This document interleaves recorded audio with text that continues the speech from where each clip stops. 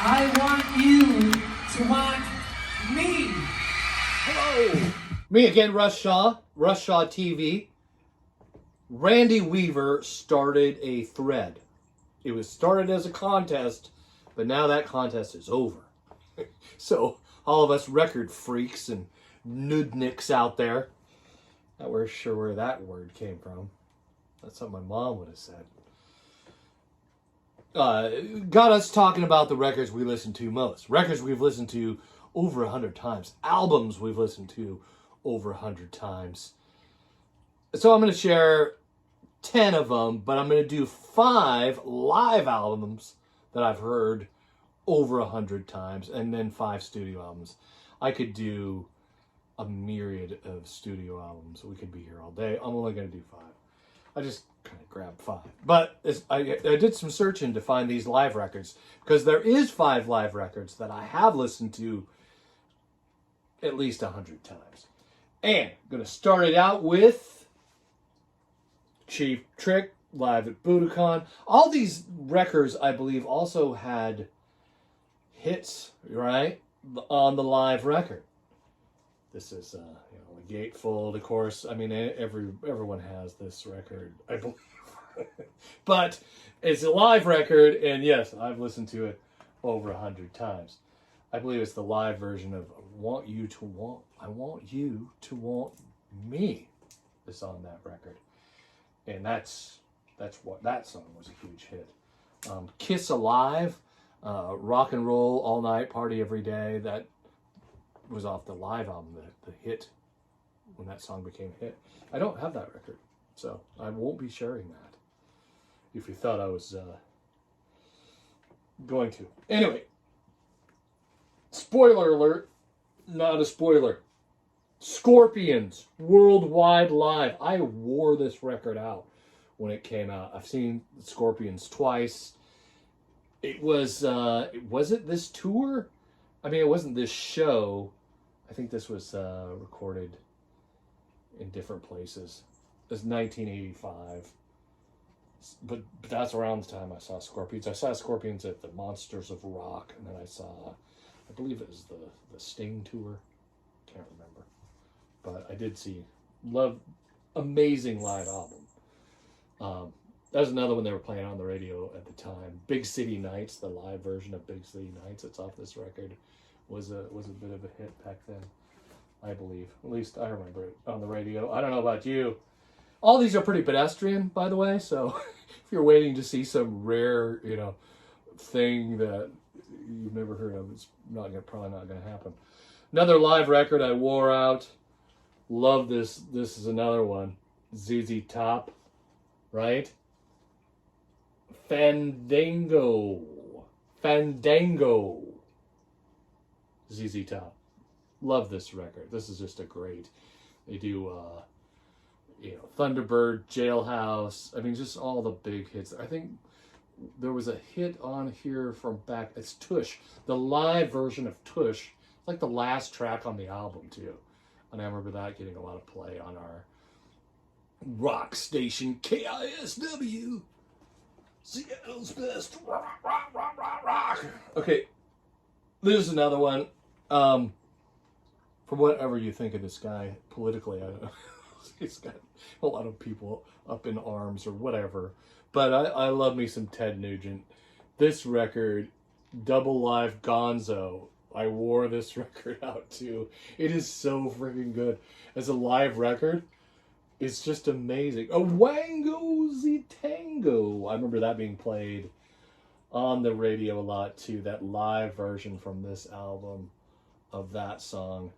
1978 is when this was released.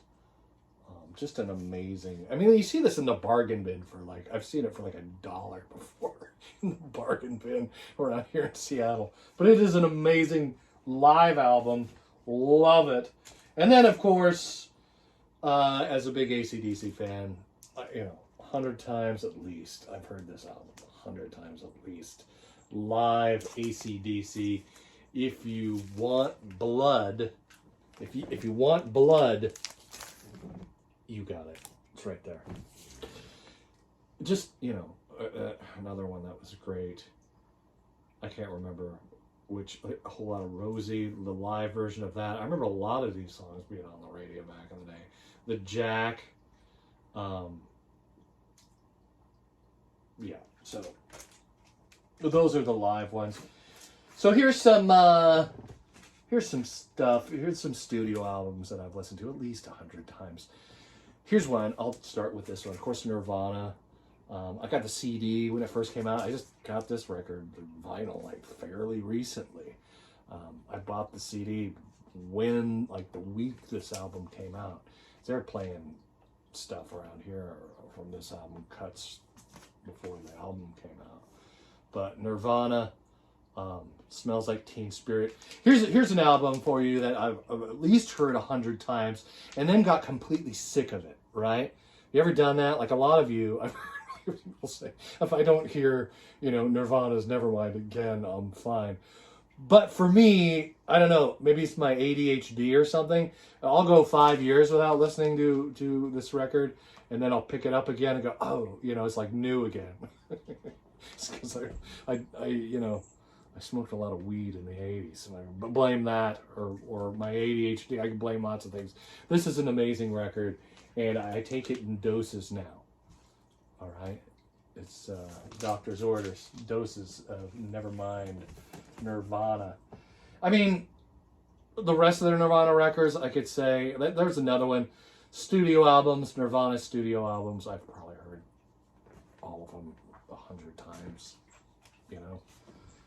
since Nevermind. That was the one that, whoa, like this is I remember the band from before that.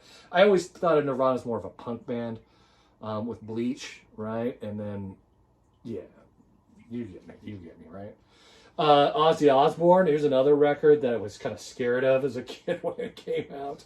And just awesome. Randy Rhoads. I've listened to this album again. So here's another record that I've heard at least 100 times, got completely sick of it.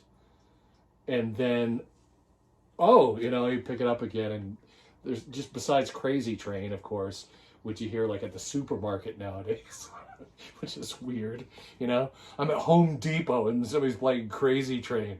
It's like, this is the music I used to, go wild to, and now you're playing it while I'm buying stuff for work. Like, it's just a weird time to be alive.